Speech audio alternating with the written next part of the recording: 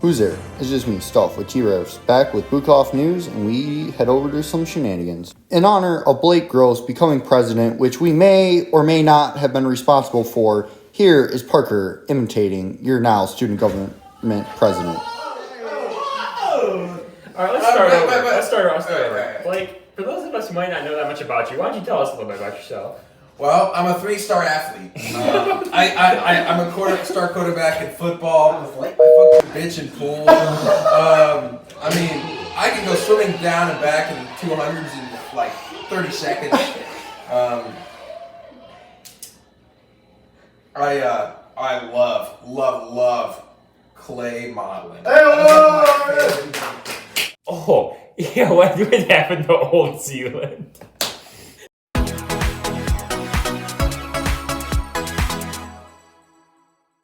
Alright, Morgan, what do you got for this week's calf drama? Welcome back. We'll start it off with omelets. There was no omelets this week. I even talked to a source, also known as Brenda. She said that Olga was in the back cooking and no one else could make omelets. I mean, what the heck is that? Is there no one else that can do Olga's cooking? Where's Joel? Where's Joel? We want Joel back. Second, a source has told me that Cisco, the big Dean himself, went to the depot for lunch, but guess what? Depot's not open for lunch. Oh! So he was the big confuzzled. And lastly, we had a 5-day pancake drought last week, but Wednesday we got pancakes. So that's all I got. We're sending it over to a man who doesn't wear socks inside. Have a good one. Is it on the feet? No, I listen. I won't wear socks, but I will not have the camera right on my feet. I refuse. Well, I was talking to my good friend Mahatma Gandhi, who's very famous for quotes, and I was trying to get some advice on the quotes for this week. And he said, quotes need to leave a deep message. So I said, screw that, and came up with this quote from the chemistry department. It is, bubbles are bad. I don't like bubbles. You don't like bubbles. Everyone hates bubbles. What in the heck? Ugh. Go back to bed, Adam. Okay. What you have just seen is an accurate representation of what occurred on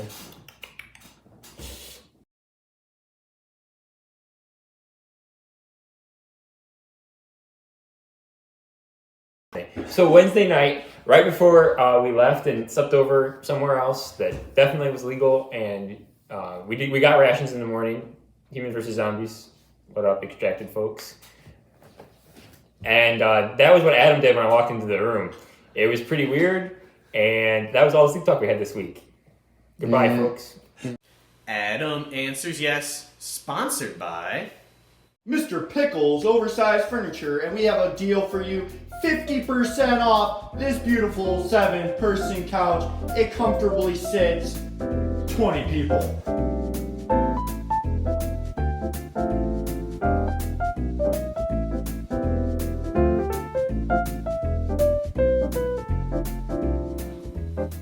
yes. And for this week's sad moment of the week, we have it's snowing.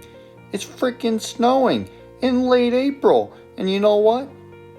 It continued to snow. We got almost 2 inches. It was ridiculous. Alright, what do you got for non-engineering new of the week? Well, Chaz, in this week's non-engineering new, we got ourselves some student activities.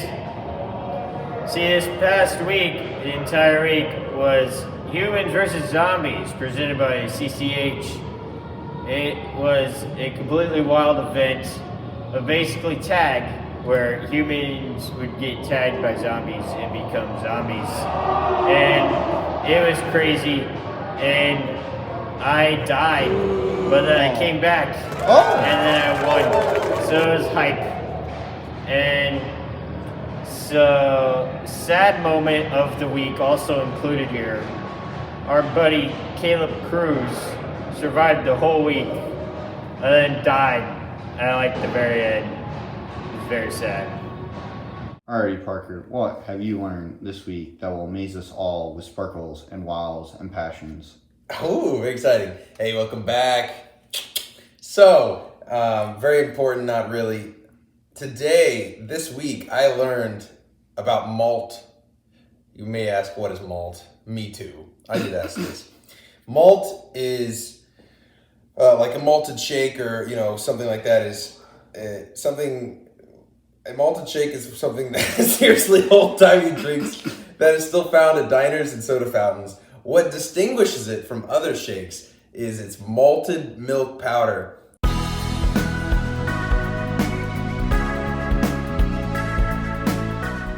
That was very unimportant, but I discovered it and I didn't know what malt was, and it was very important to me to tell you guys, all right? Now, some other things happened this week. It was a very stressful week for many people on campus. We played a game of campus-wide tag called Humans versus Zombies. And I'm gonna give you a quick rundown. Basically, you had humans and you had a few zombies, otherwise known as patient zeros, that started off as zombies. And they had to go around and tag the humans, but you could only tag them outside. You could not tag them in buildings. And the humans had socks that they could throw at the humans and stun them so they couldn't tag them. But the humans were being so good and the zombies sucked so bad that they had to give them power-ups. And long story short, we had 3 victors from our room,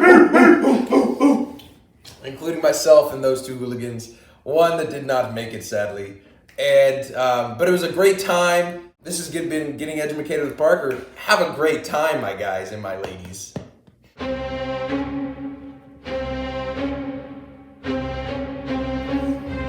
Well, you see, I've got one more. Used to be an old tattoo here.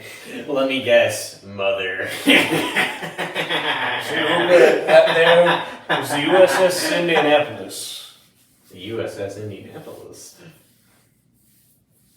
Hey, What happened? Japanese submarine slammed 2 torpedoes into her side, Chief.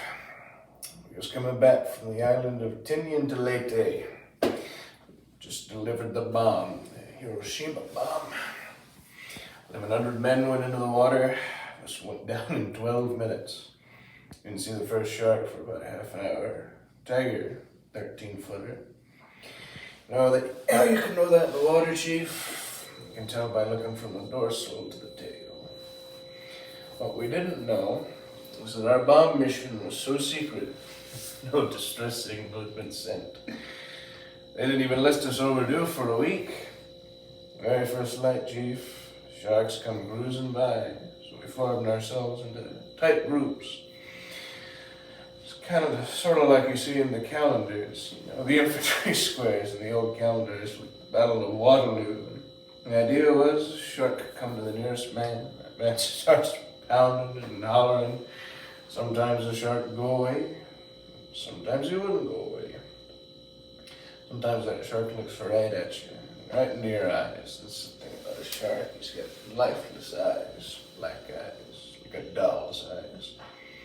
When he comes at you, he doesn't even seem to be living. When he bites you, and those black eyes roll over white. And then you hear that terrible high-pitched screaming. The ocean turns red. Despite all your pounding and hollering, those sharks come in and they rip you to pieces. By the end of that first dawn, lost 100 men. Don't know how many sharks there were, maybe 1,000. Didn't know how many men. They averaged about 6 an hour.